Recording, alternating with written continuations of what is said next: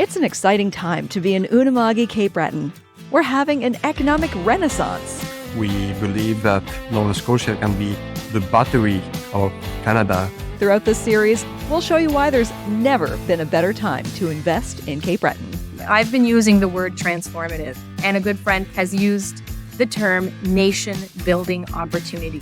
This is as big as a railway. Welcome back to Invest in Cape Breton. I'm your host, Michelle Sampson.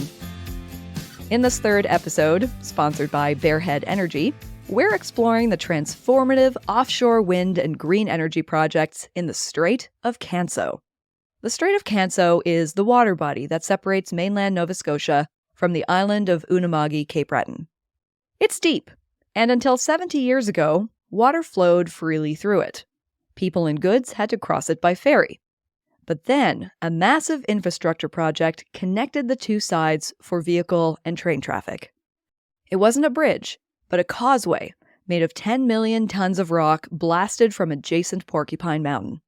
An unintended consequence of that project was to create the world's deepest ice-free port, right on the Great Circle route, and thus an industrial hub that can be served by the world's largest ships. That industrial legacy has seen its ups and downs. But many local players who are in the know are saying that the trend is swinging upward and expected to reach an unprecedented high. The driving force behind it is the global movement toward decarbonization. As discussed in episode 2 about the Port of Sydney, Unama'ki-Cape Breton is home to world-class wind resources, and that opportunity is going to be tapped here on the south coast of the island too. As someone who is raised in the Strait Area, Richmond County in particular, the conversations I had for this episode were incredibly exciting. I almost couldn't believe what's coming. But the guests I interviewed are as in the know as they come. 2 government leaders and 2 corporate leaders who are on the ground and ushering in this new green economy. Let's start with the government leaders. My name is Amanda Mombourquette, and I am a community innovation lead with the Nova Scotia Community College and an elected official, the Warden of Richmond County. And I'm here in my role today as a co-chair of the Strait of Canso Offshore Wind Task Force. Hi, my name is Brenda Chisholm-Beaton. I am mayor of the town of Port Hawkesbury, and I'm also here representing as a co-chair for the Strait of Canso Offshore Wind Task Force. Amanda and Brenda are lifelong residents of the area, and throughout their careers have been working to create good conditions for investment. I asked them to share a high-level view of the area's key assets. Brenda kicks it off, followed by Amanda. I always love to talk about our multimodal transportation hub here in the Strait. So we have a airport 5 minutes away. We have rail. I think the rail that goes to Point Tupper is the last rail line going to the island. We also have excellent road connectors. I can't stress enough the importance of our ice-free deepwater port. And of course, I love being a cheerleader as well for the Marine Institute and the Nova Scotia Community College here in Port Hawkesbury. I'll just maybe build on what Mayor Brenda was saying around the deepwater harbor here. It is capable of accommodating the world's largest fully laden and ultra-large carriers. So that's, 500,000 deadweight ton vessels that we can accommodate here. And that's not the case for a lot of other ports on the eastern seaboard. We do have designated anchorage here, so which allows transloading and transshipment. We've got the common user facility under the management of the Strait of Canso Superport Corporation, which is an incredible asset. They do a great book of business. And we are central here to offshore resources as well, right? And so having had the experience of the Sable Offshore and building on that experience, and not just from an infrastructure perspective, but also from a relationship perspective and understanding that we need to be building relationships with other stakeholders and rights holders in the region. So we've got a lot going for us, I think, in the Strait of Canso that sort of sets us apart. And it's been interesting. Personally, I've been talking about these competitive advantages that we've had for the last 2 decades. Yeah. And now to see industry interested in locating here and telling me about the comparative advantages, I feel like a little bit like I've won the lottery, or that my message is out there in the world, it's very gratifying to see you coming back. These compelling assets have drawn large companies, including, but not limited to, longtime corporate residents, Port Hawkesbury Paper, Martin Marietta, and Nova Scotia Power, as well as newer players in offshore wind and green energy, like Everwind Fuels and Bearhead Energy. For all of the above, another competitive advantage that has been resonating is that the area is pro-growth and friendly to industrial development. Amanda says this isn't marketing spin. It's been true for a long time. We've had a culture of welcoming industry here for many decades. If we look back to the establishment of the Point Tupper Heavy Industrial Park, the Milford Industrial Reserve in Guysborough County, there were some pretty forward-thinking councils and local leadership making these kinds of decisions. And, frankly, the benefit has been that industry has located here. So if you get on a boat in the Strait of Canso and you sail up and down it, you're going to see a lot of private sector investment along those shores.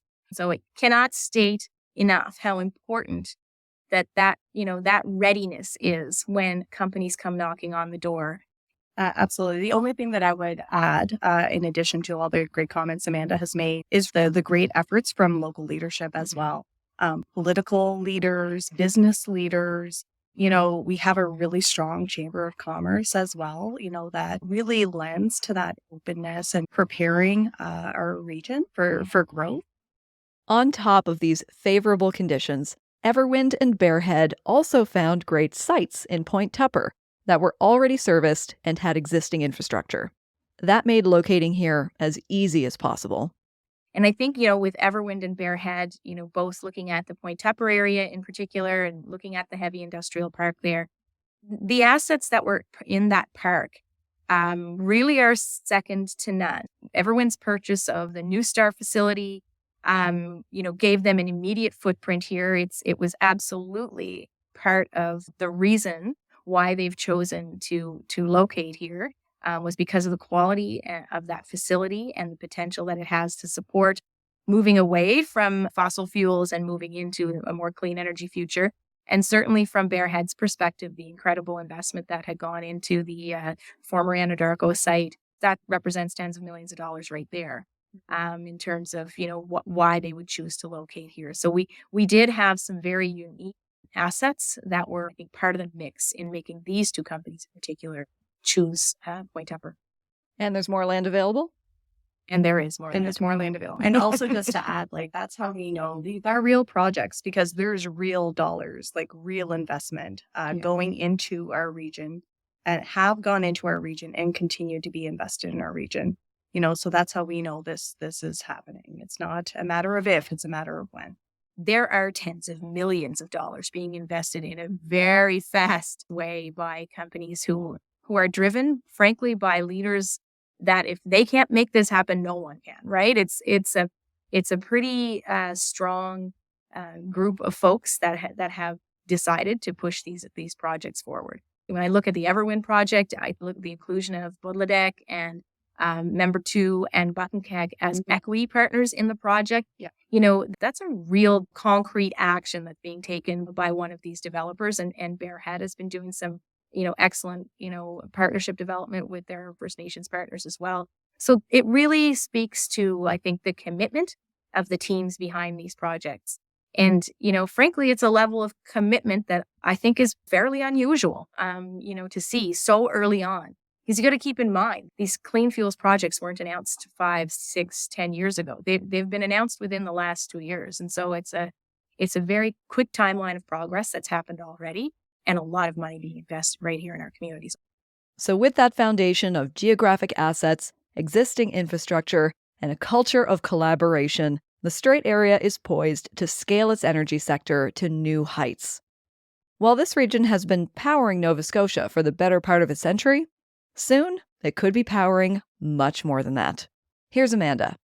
When I think about the part that we have the opportunity to play on a global stage to export clean energy to some of the regions that need it the most, that are energy starved, that are currently getting their energy from unethical regimes, it's really an incredible opportunity that we get to meet this climate imperative, but also this social imperative, right, around responsible energy production and consumption. And so I see there's a ton of opportunity in the energy sector. And of course, in fields that will support that sector, such as supply chain type businesses, marine services, and shipping. It really is mind-boggling to think about the opportunities ahead. I think the other thing that we're going to be poised for growth in is on the manufacturing side, because once we are at a point where our levelized cost of energy for clean energy is at a very competitive rate, it's going to attract more manufacturing interest in this region. And if you think about our history in the past on Cape Breton Island with, steel and that type of thing, right? There's an opportunity for us to be, I think, looking at green manufacturing in a whole new way that will set us apart from a lot of other locations in North America. So far in this conversation, we've talked about clean energy and hinted that this growth and development will be powered by wind, particularly offshore wind. But why wind rather than another kind of green energy? One of the biggest factors may come as no surprise to some. Nova Scotia has offshore wind speeds that are some of the best in the world. To give you some perspective, Michelle, when Mayor Brenda and I attended the Wind Europe conference in Copenhagen a couple of months back, we were talking with a lot of folks who were looking at offshore wind development. I think there was a group from Korea in particular, like some, and they're talking about, 6 to 7 meters per second in terms of their wind speeds. And when we're starting to talk about ours being between 10 and 11, they are very envious of us very quickly because it's just an incredible opportunity for return on investment. When you look at installing these types of infrastructure, it's expensive work, right? Mm-hmm. And so knowing that we've got that wind to support the return is a big, big deal. Yeah, no, Amanda's correct. So, Cape Breton has always been windy. And yet, it seems like it's just in recent years that we're talking so much about wind energy. So what has been the catalyst? Like, what has changed to really bring this to the forefront? I'll jump in and just start by saying, a number of years ago, there was a private company that had kind of brought this opportunity to my attention, to Mayor Brenda's attention. It was pointing to the opportunity around capturing some of that offshore wind resource. And so I know both of our councils at the time issued letters of support, in principle, I would say for this kind of discussion or exploration into this industry. Around the same time as well, we started to hear a little bit about a person in our community from Dundee, who is now living in Denmark. Aegir Insights is owned by Scott Urquhart, and he had been doing some research into, of course, that region is far ahead of us, right? In terms of, they're about 30 years ahead of us in terms of developing this resource. So he had been doing some research into the wind regime in this region. And we started to kind of hear about what the opportunity could look like. It really led to the municipalities kind of getting together with, the Chamber of Commerce and other stakeholders and rights holders to say, look, this is bigger than any one of us is going to be able to handle. So let's form this task force. So right now, our task force has got over 30 signatories, multiple municipal units. We've got provincial and federal reps at that table. We've got First Nations communities at that table, fishers, other industry, supply chain businesses. It's a diverse collection of folks who are interested in advancing the sector and doing so responsibly. So, absolutely. Yeah. So it was a question from industry, but also some really important and unbiased research from a company that has had decades of experience in this and who also happens to have a particular interest in Cape Breton Island because he's from here. So exactly. The stars aligned. Thanks to that catalyst and local buy-in, the wind resource and the expertise to leverage it is now here in the Strait Area. Just how big is the opportunity? Here's Amanda again. I've been using the word transformative, and a good friend of ours who helped to get the task force started has used the term nation building opportunity. That's what this is. This is as big as a railway. This is as big as it gets because we are in a position. Little Cape Breton Island has been an energy hub for our province for nearly a century. We are in a position now to become an energy hub globally, and that is an exciting prospect. When we started to understand what the resource was looking like in terms of offshore wind opportunity, we realized immediately this could be transformative. We're staring down the barrel, elimination of coal energy production by 2030. We know there are lots of jobs in this region that depend on that right now. We need to be able to plan for what's next, or we're going to have a big hit, right? And I think we had an environmental responsibility to do so as well. So we began to lobby the provincial government in particular, but also the federal government as a task force to take a look at this opportunity seriously, to publicly state that they are interested in exploring this opportunity. Because without that public statement and the public discourse that would follow, really nothing was going to get done. And so we're really gratified to be recognized, I think, by Minister Rushton at an announcement September or two ago, talking about, yes, we are interested in this and establishing a goal of having 5 gigawatts in the waters, right, in the coming years. And so that was a huge, huge step forward for us. I think without the work of the task force, as particularly the diversity of the membership of the task force, I'm not sure we would have been as effective in that advocacy work. Nation building opportunity. Wow, right? The Strait of Canso Offshore Wind Task Force will be making sure that the opportunities don't come at the expense of something else, like residents, existing industries, or the environment.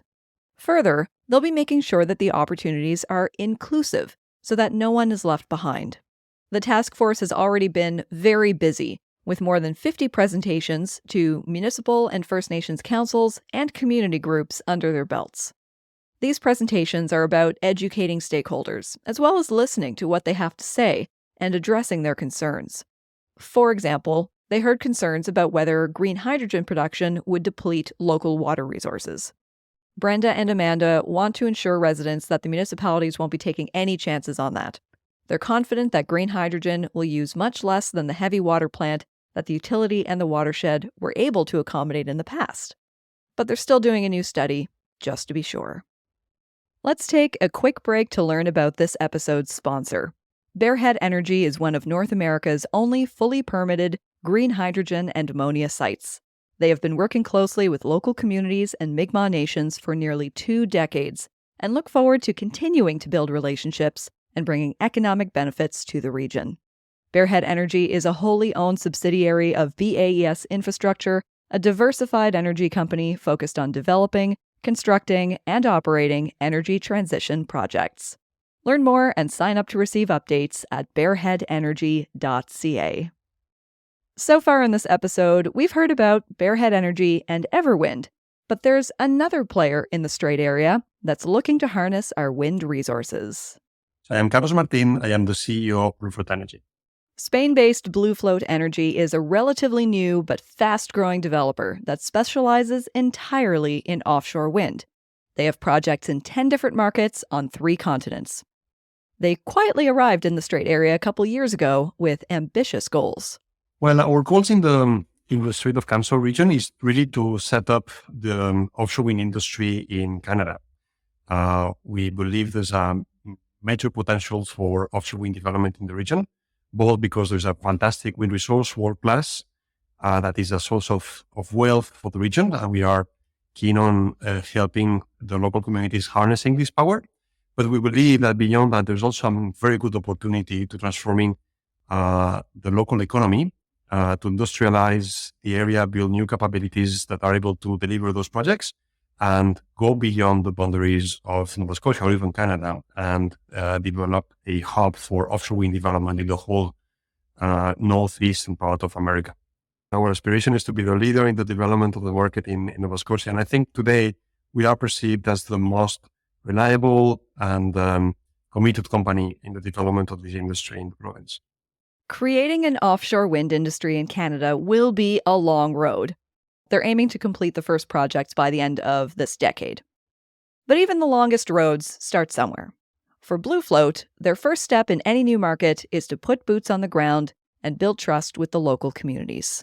We like to engage early. We like to be present early in the development of our projects, because the only way for projects to be successful and sustainable is by being connected with the different local stakeholders and serving for a common purpose of social, environmental, and economical development. So far we have met with all the municipalities, the administration, but also meeting other very important groups like First Nations, fishermen, and so on and so forth, to explain what our plans are, but more importantly, to listen from them what their aspirations are and what they can advise us on how to turn these projects successful. An interesting thing to note in regards to the fishing industry, BlueFloat won't just be learning about it through their engagement efforts. They also have some internal expertise. Stephen Graham, their stakeholder manager, used to be a fisherman and comes from a fishing family, so he has knowledge of how the industry works. As for the First Nations communities, BlueFloat is taking extra steps to meaningfully engage with them. First Nations, as I was commenting before, are very important for the success of this project. We are developing these projects in a land that has a very long history, and they concentrate the knowledge about that history. There's so much we can learn from their traditions, their stories. We need to incorporate that into our developments. It's very interesting because we have a presence in 10 different markets worldwide. Many of these markets have other type of indigenous communities. I was in July in New Zealand and Australia, met also with the communities in New Zealand, with traditional owners in Australia.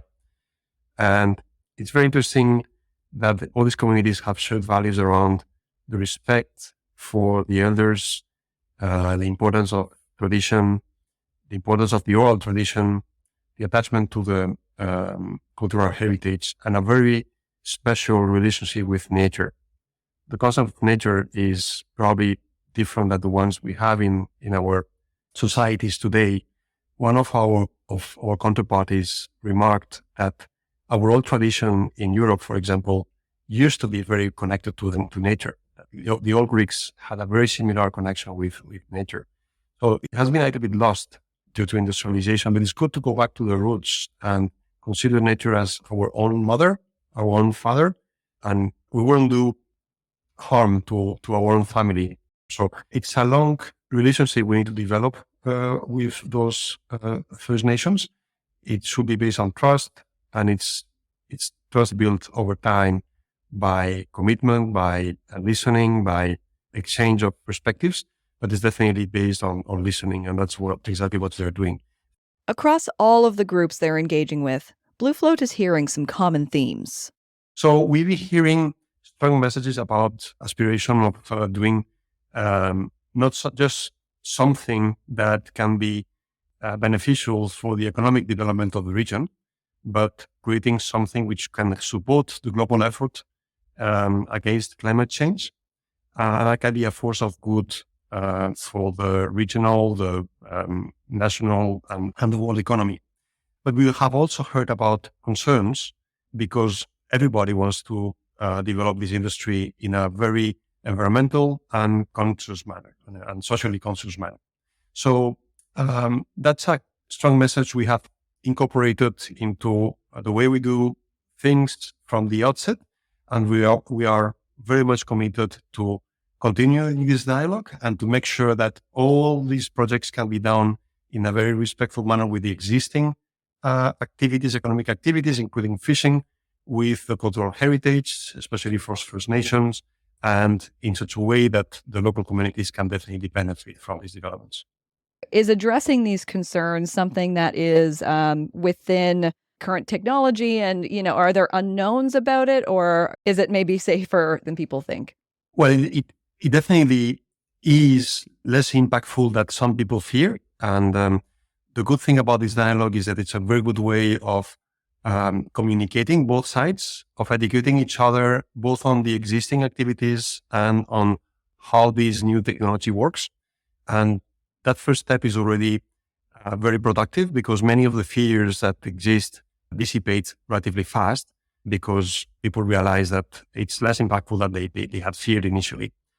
Just to give an example, people, when they think about offshore wind, think they're going to see a huge turbine next to the coast, when that's not the case. Turbines are very far away, they are seldom visible, and the visual impact is very limited. But the same happens with fishing, for example, in which many times people fear that it's going to be very harmful for the local ecosystems.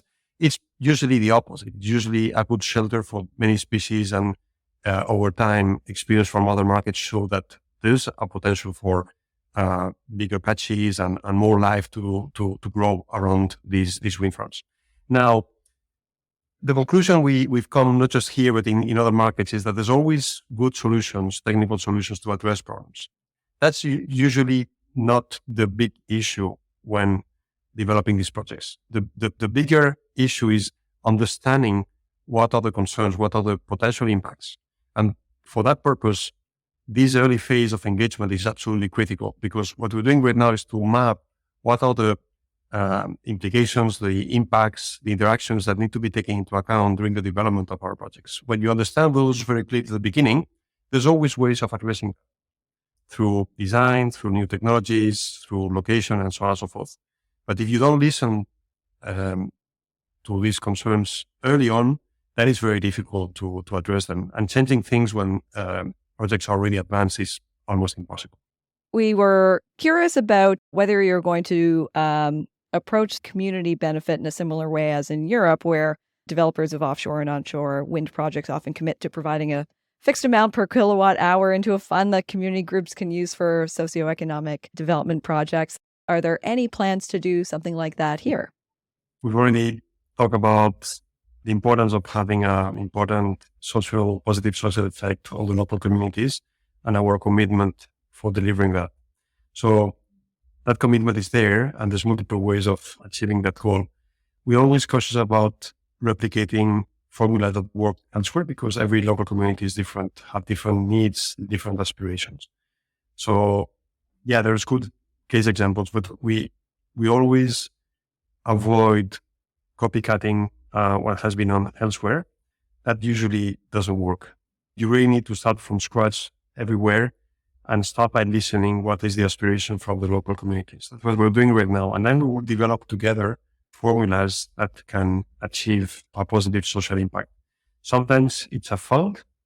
Sometimes it's about investing on training more than just providing those funds. Sometimes it's about dedicating a shared effort for, I don't know, I'm inventing, but for protecting the environment or for addressing any social issue which is specific to this area. So again, the commitment is there. We'll find formulas for that social impact to happen, but we are not of the opinion that just copying what has worked somewhere else will work here. I will be very cautious about it. So the first step for Carlos and for BlueFloat is to engage, and that dialogue won't just be limited to this phase. It will continue throughout the project's development, construction, and operation. As for when the next phase will be triggered, that's going to be a political decision. As soon as the government approves legislation that allows to secure seabed leases, we will move into a phase of consenting, environmental consenting. We need to analyze all the potential impacts on the local ecosystems, local species, local activities. And it's not just about the environment, it's also about the social impact. We need to explain how the project will impact these activities, how we're going to make sure that the impact is limited to the minimum, and if there's any mitigation measure to be implemented, what type of mitigation measures. All that is reviewed by state agencies that scrutinize every single aspect of the project before getting to any approval, which always comes with a number of mitigation measures to be implemented. That's very important to highlight, because the fact that is definitely not a free check to do whatever we want at sea.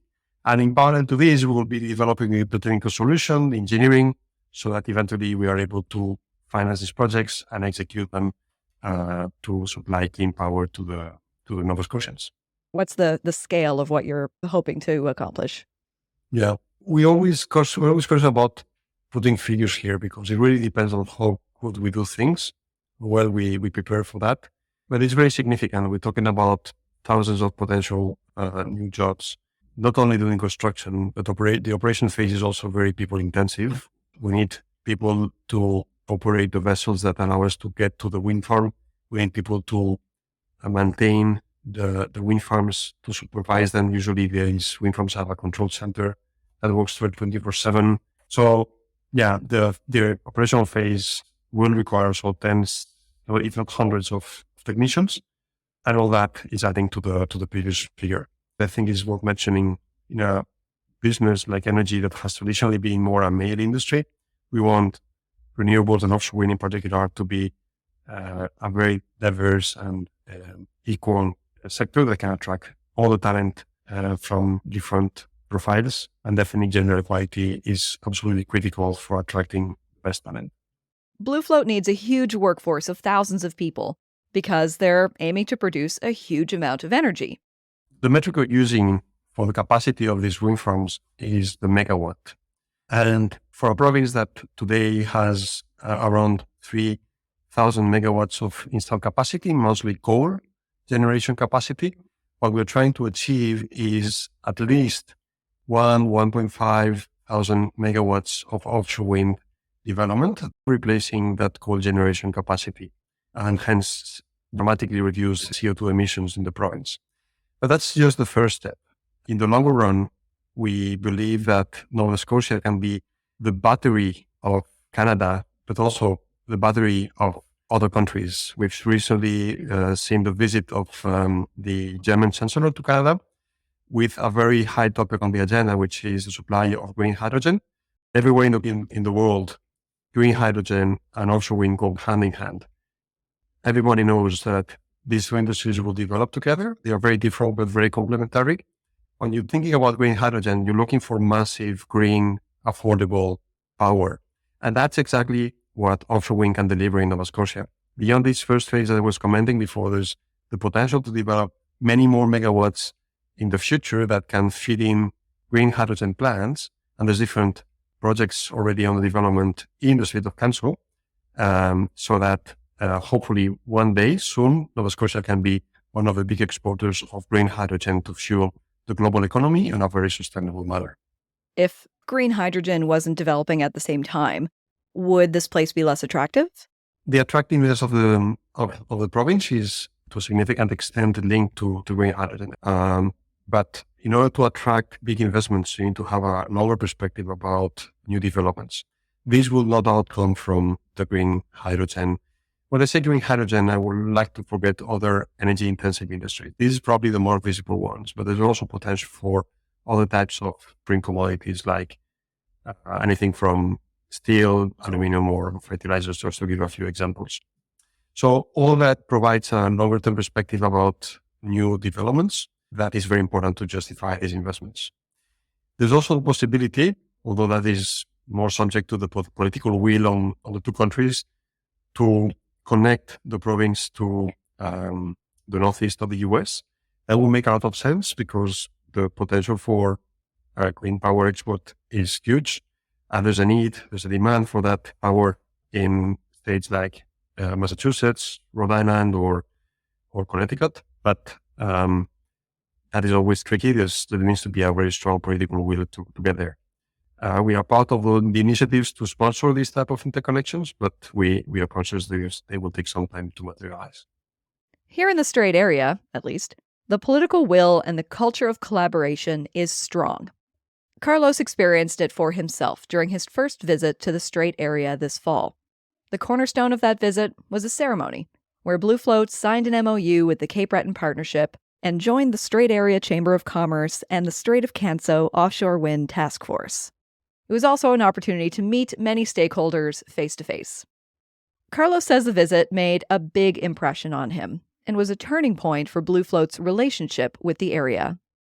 There was a fantastic attendance, and it was quite amazing to see everybody from regional ministers, majors, leaders of industry associations, First Nations representatives were blessed by the presence from Elder Marshall, who made a fantastic speech talking about learning from the mistakes from the past, but looking to learn from those to create a better future, looking for the next generations.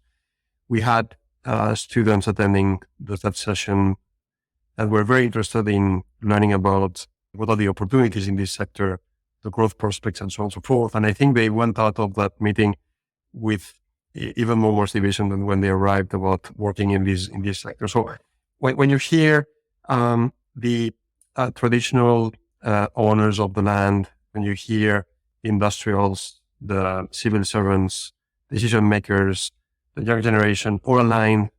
It was an inspiration. And I came back fully energized and convinced that offshore wind will happen. Another way BlueFloat will be connecting to the community is through a supply chain. Like most companies, BlueFloat will need to buy products and services from other local companies in order to get things done. As an emerging industry, some of what they need will be available, but some will have to be developed. We are mapping what is in the province already, and there's a lot. I must admit that these are very good bases for bigger companies to source from. The main potential for job creation and value creation, in our view, is on the foundation side, which in offshore wind is a big part of the investment. The province has very strong capabilities in concrete foundations.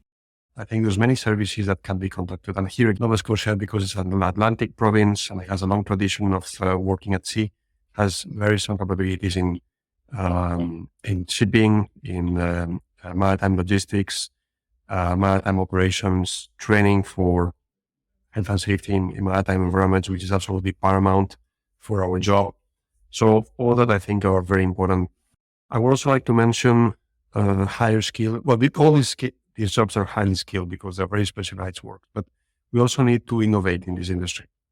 Innovation is constant. So there's a big opportunity for engineers, for research centers to participate in the global search for better solutions that can reduce impacts, that can reduce costs, and that can make this industry ever more sustainable moving forward. So it's really quite wide. Now, we are very conscious that things will not happen by themselves. They happen if we make them happen.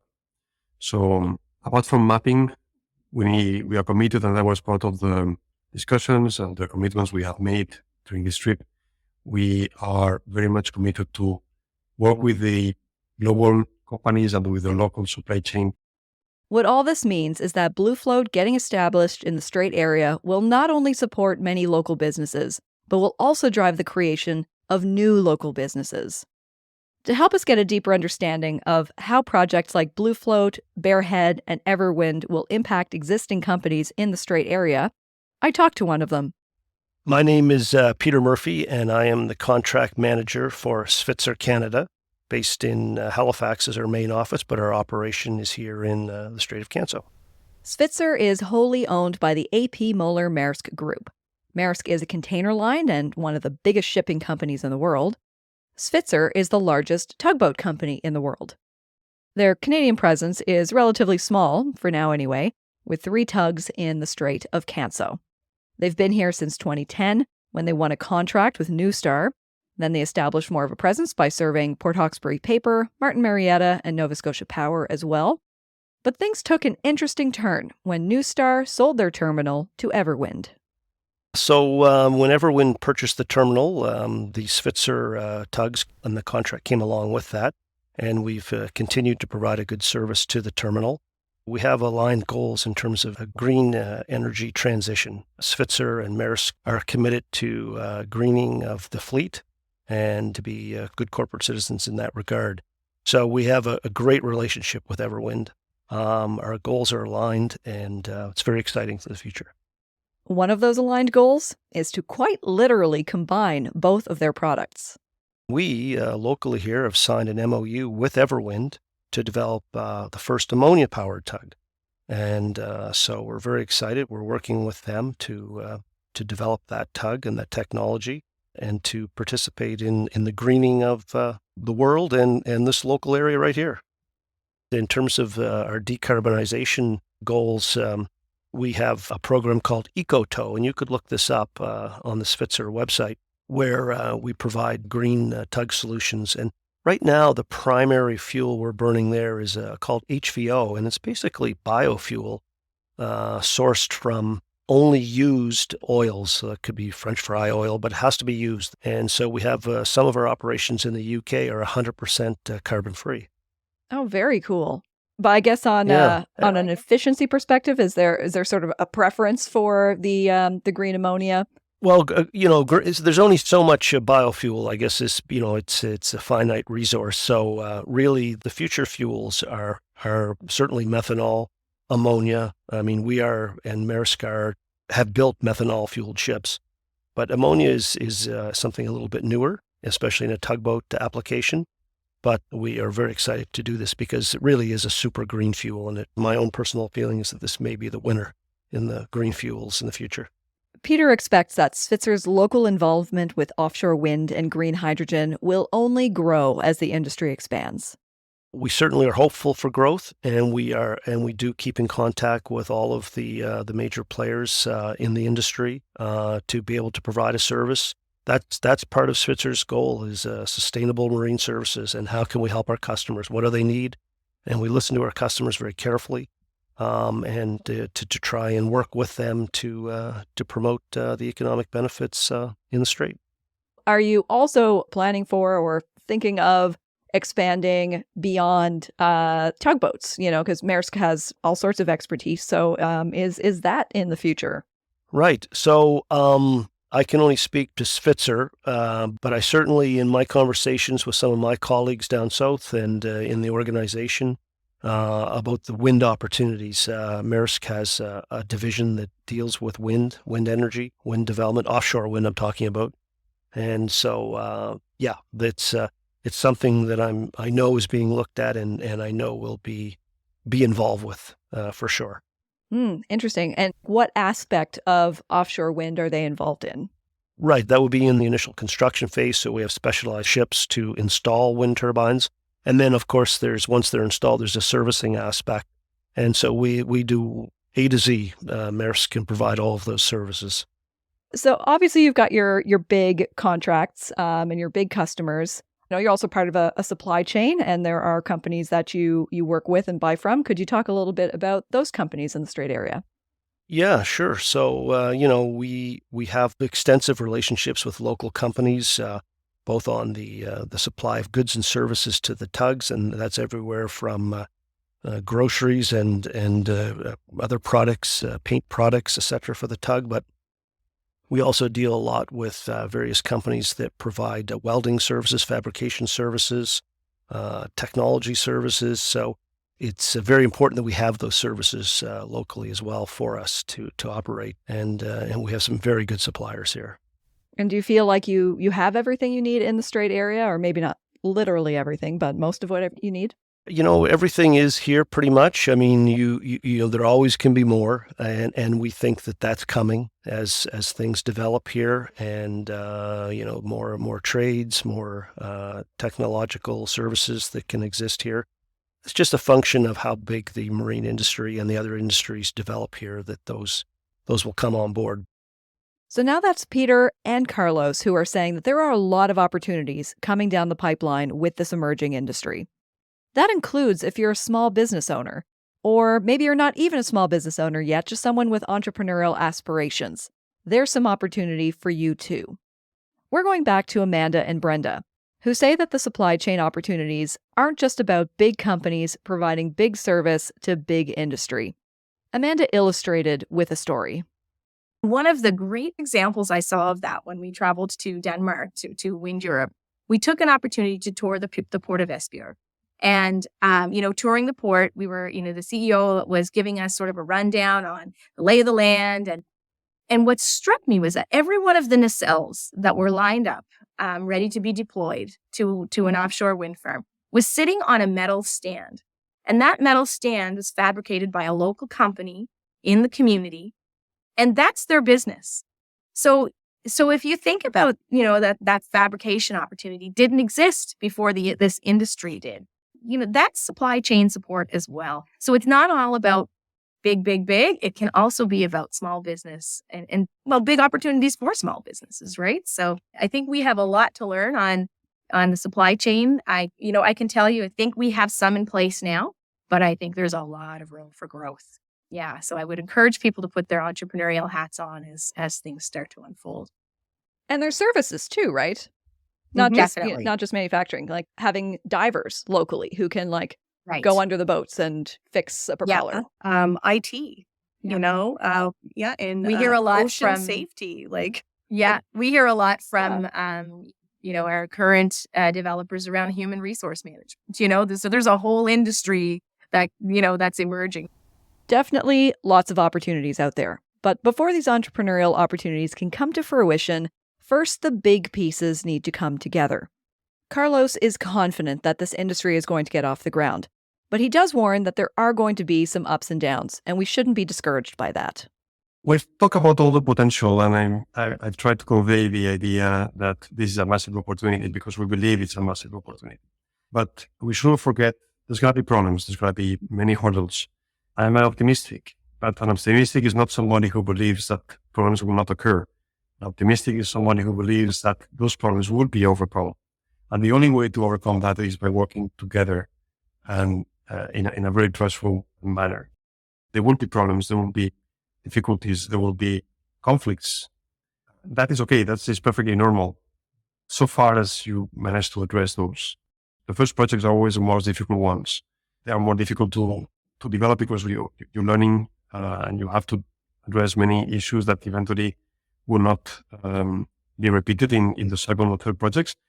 But for that second or third project to happen, we need to make sure that the local communities perceive this as a force for good and that they can perceive that they benefit from these developments. That would be the best proof of success in the job we do. It has taken 46 minutes, 46 tightly edited minutes, to get through everything that's happening behind the scenes to build an offshore wind and green hydrogen industry in the Strait Area. It's a lot. Let's circle back one more time to Amanda and Brenda. I gave them an opportunity to provide some closing words on how they're feeling about the future of the Strait Area. We're so excited. We're like, oh, we can't wait to talk to Michelle Sampson to talk about the future of the Strait region. Anyways, of course, we're super optimistic about the future. You know, we know there's still a lot to cover to make sure that we are partnering with as many as we can, making sure it's an inclusive process. We're continuing to try our best to recruit new members to the task force. We do have some groups that we'd like to get in front of still, but at the end of the day, we're really excited to see what the future holds. And we really want to maintain our historic place as being the energy hub of the province. And, maybe that can be of the Atlantic region and potentially of the whole nation. From my perspective in Richmond County, we have come a long way. My message to constituents right now is I think we can be cautiously optimistic. It's safe to be cautiously optimistic. One of the reasons that I'm excited is because of what this is going to mean for our communities and our ability to reinvest in them. We know we've had a declining population. We kind of leveled off in the last census. Anecdotally, we feel more people have moved home. We're looking forward to the next count on that. But at the end of the day, when you have a stagnant population and your costs are increasing, unless you're looking at significant economic development moves like this, your taxes are going up and your cost of living is going up. There's no way around it because we have budgets just like I have a household budget. We have a municipal budget, right? It's the nasty reality of living in a rural community is we have very limited financial resources. So that's one of the reasons I'm really feeling positive about the future and what it's going to enable us to do on the cultural side, on the sport and recreation side, and all of the things that make this a really great place to live, or could make it an even better place to live. I put it in a phrase the other day and got a good laugh out of somebody I was speaking to. But really, this work is about Sunday dinner, right? It's about making sure that your kids and your grandkids are home and living or close enough by that they can come over for Sunday dinner or lunch or mimosas or whatever it is you're going to have with them, right? It's really about bringing families together. And bringing them home, keeping them together. And, I was having a conversation with somebody the other day who works in a very traditional industry. And he said, well, I'm not too sure about this, but maybe there'll be some opportunities for my kids, and maybe I'll be able to see my grandkids on a regular basis. And really, that's what we're trying to achieve here. You guys are going to make me cry. Where are you living right now? I'm home. I was in Ontario. I'm back. Oh, thank God. Because we were booking your plane tickets if not. It's good to be home. Before closing this out, I want to pass along a couple final messages from Amanda and Brenda. First is a huge thank you to the current members of the Strait of Canso Offshore Wind Task Force. Second is that they encourage you, the public, to reach out for more information on what's happening with this industry and how it will affect you. There's a link to the task force webpage in the show notes with contact details for both Brenda and Amanda. The show notes are also where you can find links for BlueFloat and Svitzer. Thanks again to our episode sponsor, Bearhead Energy. Next time on Invest in Cape Breton, we're tackling a very hot topic: housing and development. Hit the follow button to be notified when it drops. Our theme music is Under My Skin by Glace Bay's own Elise Aaron. Invest in Cape Breton is produced by Storied Places Media, a proudly Cape Breton-owned business operated by me, Michelle Sampson. Thanks for listening.